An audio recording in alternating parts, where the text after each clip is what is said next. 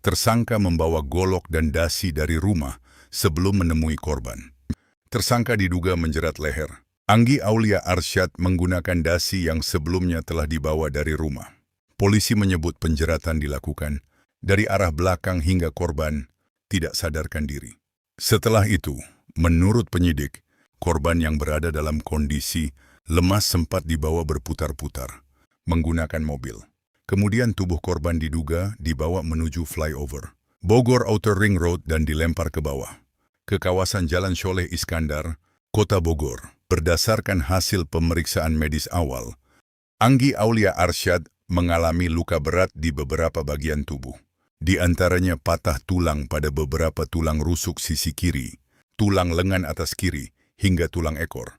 Selain itu ditemukan juga indikasi pendarahan pada bagian bawah selaput, keras otak besar serta di bawah selaput lunak otak.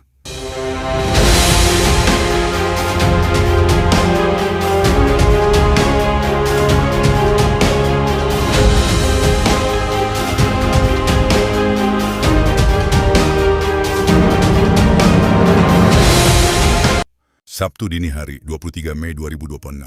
Seorang perempuan berusia 25 tahun ditemukan tergeletak di kawasan Jalan Soleh Iskandar, Kecamatan Tanah Sareal, Kota Bogor. Korban kemudian diketahui bernama Anggi Aulia Arsyad. Dalam hitungan jam, kasus ini berubah dari penemuan jenazah menjadi penyelidikan besar setelah rekaman CCTV memperlihatkan dugaan tubuh korban dijatuhkan dari jalan layang Bogor Outer Ring Road atau BOR ke jalan di bawahnya. Polisi kemudian membenarkan bahwa korban memang dibuang dari flyover jalan tol sebagai bagian dari perkara yang sedang disidik. Kurang dari 1 hari setelah jasad ditemukan, polisi menangkap seorang pria bernama M. Febrian alias Ambon, usia 26 tahun. Namun semakin banyak fakta dibuka, semakin jelas bahwa kasus ini tidak dimulai di malam kejadian, melainkan dari hubungan lama yang kembali terhubung setelah bertahun-tahun terputus. Menurut keterangan resmi kepolisian, M. Febrian alias Ambon dan Anggi Aulia Arsyad pernah bersekolah di SMK yang sama. Mereka saling mengenal, tetapi tidak pernah berpacaran. Kapolresta Bogor Kota, Kombes Rio Wahyu Anggoro, mengatakan bahwa berdasarkan hasil pemeriksaan, tersangka mengaku telah lama menyukai korban sejak masa sekolah. Setelah lulus, komunikasi keduanya terputus untuk waktu yang cukup lama. Menurut polisi, komunikasi kembali terjadi setelah tersangka mencari akun Instagram korban. Pesan langsung atau DM dikirim. Korban membalas. Percakapan berlanjut. Nomor telepon dipertukarkan. Lalu komunikasi disebut menjadi intens melalui WhatsApp. Informasi ini berasal dari hasil pemeriksaan yang dipaparkan polisi dan masih menjadi bagian dari proses pembuktian perkara. Tanggal 2 Mei 2026 menjadi salah satu titik penting dalam penyidikan. Menurut polisi, pada hari itu M. Febrian alias Ambon dan Anggi Aulia Arsyad bertemu kembali setelah lama tidak bertatap muka. Lokasinya disebut berada di kawasan Air Mancur, Bogor. Dalam konferensi pers, Kapolresta menyebut bahwa menurut hasil pemeriksaan tersangka, pertemuan itu diwarnai percakapan mengenai keluarga. Korban disebut menanyakan kabar orang tua tersangka.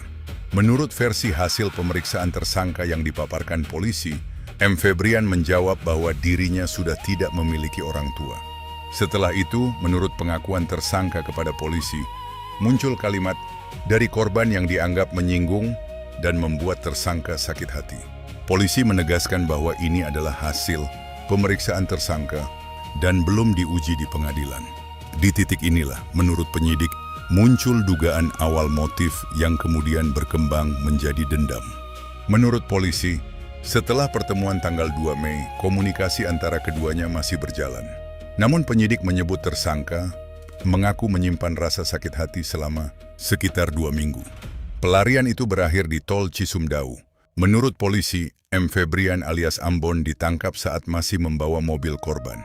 Dalam proses pengejaran, kendaraan yang dikemudikan tersangka disebut sempat terguling sebelum. Akhirnya ia diamankan kurang dari 1 hari setelah jasad korban ditemukan. Tetapi satu pertanyaan besar masih tersisa. Apa hasil pemeriksaan medis terhadap tubuh Anggi Aulia Arsyad? Dan seberapa jauh versi penyidik ini dapat dibuktikan di pengadilan. Setelah tersangka ditangkap, penyidik melanjutkan pemeriksaan dengan menggabungkan seluruh alat bukti. Mulai dari CCTV, keterangan saksi, barang bukti, hingga hasil pemeriksaan medis terhadap tubuh korban. Dalam konferensi pers, Kombes Rio Wahyu Anggoro menyampaikan bahwa berdasarkan hasil pemeriksaan medis awal, Anggi Aulia Arsyad mengalami luka berat di beberapa bagian tubuh. Di antaranya patah tulang pada beberapa tulang rusuk sisi kiri, tulang lengan atas kiri, hingga tulang ekor. Selain itu ditemukan juga indikasi pendarahan pada bagian bawah selaput, keras otak besar serta di bawah selaput lunak otak. Temuan ini menjadi bagian dari rangkaian analisis forensik untuk mencocokkan dengan rekonstruksi kejadian yang disampaikan penyidik. Namun polisi menegaskan bahwa detail lengkap hubungan sebab akibat medis masih dalam pendalaman.